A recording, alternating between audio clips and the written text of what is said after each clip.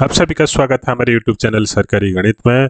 Lawyer बनने के लिए आसान रास्ता, क्वालिफिकेशन, कोर्स डिटेल्स क्या है, टॉप कॉलेज का लिस्ट कैसा है, फुल प्रोसेस इन हिंदी में हम लोग समझेंगे। लॉयर कैसे बनते हैं, how to become a lawyer और एडवोकेट। ठीक है, तो चलिए वीडियो को शुरू करते हैं। वीडियो को लाइक करिएगा, चैनल को सब्सक्राइब करिए और शेयर करिए। तो चलिए देखते हैं, लॉयर आप लोग अगर बनना चाहते हैं तो लॉयर बनने के लिए क्या क्या करना पड़ता है, कैसा एंट्रेंस एग्जाम देना पड़ता है। ठीक है, इससे पहले वीडियो को लाइक करिए, चैनल को सब्सक्राइब करिए और शेयर करिए। और कैरियर संबंधी बहुत सारे वीडियो अवेलेबल हैं चैनल में, सरकारी नौकरी प्लेलिस्ट में। ठीक है, तो वीडियो को जाकर प्लेलिस्ट को जाकर चेक करिए, वीडियो को जाकर देखिए और बहुत सारे कैरियर ऑप्शन के बारे में पता लगे। ठीक है, तो चलिए शुरू करते हैं। एडवोकेट कैसे बनते हैं, तो एडवोकेट अर्थात लॉयर बनने के लिए आप लोगों को 3 सा रास्ता है। ठीक है, एक होता है आप लोगों को LLB करना पड़ेगा। ठीक है, बैचलर ऑफ लॉ, और BA LLB करना पड़ेगा और BCom LLB करना पड़ेगा। ठीक है, इसमें के बारे में डिटेल्स देते हैं हम लोग, चलिए देखते हैं। तो 3 तरह से आप लोग क्या कर सकते हैं ना, लॉयर और एडवोकेट बन सकते हैं। उसके बाद फुल रास्ता, फुल प्रोसेस क्या है उसका भी मैं बताऊंगा, कैसे आप लोग रजिस्टर्ड करेंगे उसको भी बताऊंगा। ठीक है, तो पहले तो LLB कोर्स जो होता है, बैचलर ऑफ लॉ होता है, LLB के लिए उसका डिटेल्स क्या है। ठीक है, कोर्स डिटेल्स समझते हैं। पहले होता है लॉ का मतलब होता है बैचलर ऑफ लॉ। तो पहले आप लोगों को किसी भी प्रकार का ग्रेजुएट होना पड़ेगा, ग्रेजुएट फ्रॉम एनी डिसिप्लिन, अर्थात आप लोग साइंस हो सकते हैं, आर्ट्स हो सकते हैं या फिर कॉमर्स से हो सकते हैं। किसी भी प्रकार के ग्रेजुएशन डिग्री के बाद आप लोग LLB का कोर्स कर सकते हैं। उसके बाद आप लोगों को कॉलेज की तरफ से एंट्रेंस एग्जाम होता है या फिर नेशनल एंट्रेंस एग्जाम भी होता है, जो कि एक CBT के तरह का होता है, उसको भी आप लोग दे सकते हैं। तो मेरिट लिस्ट निकलेगा, एडमिशन आप काउंसलिंग के बाद किसी भी कॉलेज को चूज कर एडमिशन कर सकते हैं। एडमिशन करने के बाद आप लोगों को 3 साल पढ़ाई करना पड़ेगा। ठीक है, LLB के लिए कितना साल पढ़ाई करना पड़ेगा ना, 3 साल पढ़ाई करना पड़ेगा। और उसमें 6 सेमिस्टर रहता है, प्रति 6 महीने में, 6 मंथ में 1 सेमिस्टर देना पड़ता है।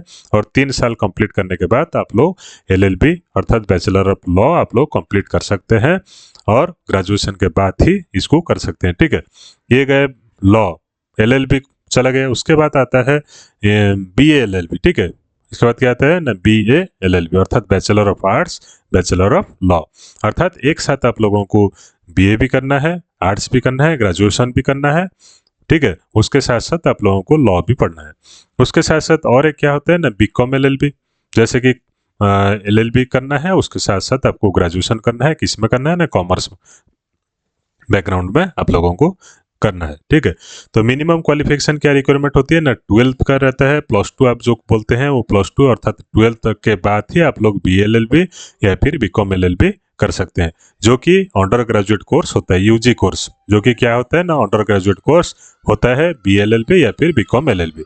तो ये जो कोर्स का ड्यूरेशन कितना दिन होता है ना, 5 ईयर इंटीग्रेटेड कोर्स होता है। जैसे कि आपका इंटीग्रेटेड कोर्स होता है, अर्थात आप लोग BA करेंगे, उसके साथ ही आप लोग क्या कर सकते हैं ना, आप लोग LLB कोर्स भी कर सकते हैं। अर्थात टोटल कुल मिलाकर आपका हो जाता है कितना, 5 साल का कोर्स रहता है, 5 ईयर का कोर्स रहता है। और उसमें 10 सेमिस्टर रहते हैं, पर 6 मंथ में आपको एक सेमिस्टर का एग्जाम देना पड़ेगा। ठीक है, तो इसमें ये होता है अंडर ग्रेजुएट कोर्स, एक साथ ही आप लोग BA करेंगे और उसके बाद LLB कर आपका कंप्लीट हो जाएगा और आप लोग लॉयर व एडवोकेट बन सकते हैं। ठीक है, तो और क्या क्या है क्राइटेरिया उसको भी समझ लेते हैं। टॉप कॉलेज लिस्ट देखेंगे, रजिस्ट्रेशन कैसे करते हैं उसको देखेंगे, और भी बहुत सारे जो आपका सरकारी नौकरी प्लेलिस्ट में, आपको सरकारी जो मैं लास्ट को दे दूंगा, सरकारी नौकरी प्लेलिस्ट में आपको बहुत सारा कैरियर ऑप्शन के संबंधी आपका वीडियो अवेलेबल है, जाकर चेकआउट कर सकते हैं। डॉक्टर कैसे बनेंगे, साइंटिस्ट कैसे बनेंगे, और भी बहुत सारे, नेवी में कैसे ज्वाइन करेंगे, बहुत सारा है, आप लोग जाकर चेकआउट कर सकते हैं, देख सकते हैं।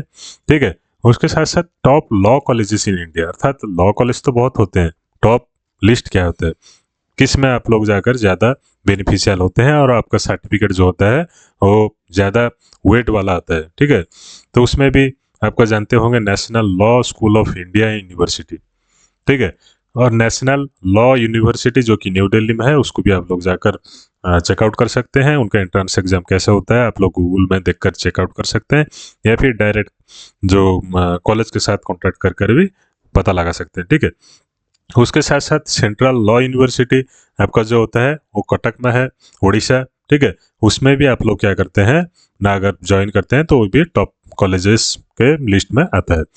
नेक्स्ट होता है national academy of legal studies and research. तो इसमें भी बहुत सारे लोग अच्छा उसका नाम होता है इसके बाद होता है Symbiosis college, law college of Pune, ठीक है। तो ये जो लिस्ट दिया गया है उसके बाद भी बहुत सारे कॉलेजेस हैं, लॉ कॉलेजेस हैं, बहुत सारे अदर कॉलेजेस हैं।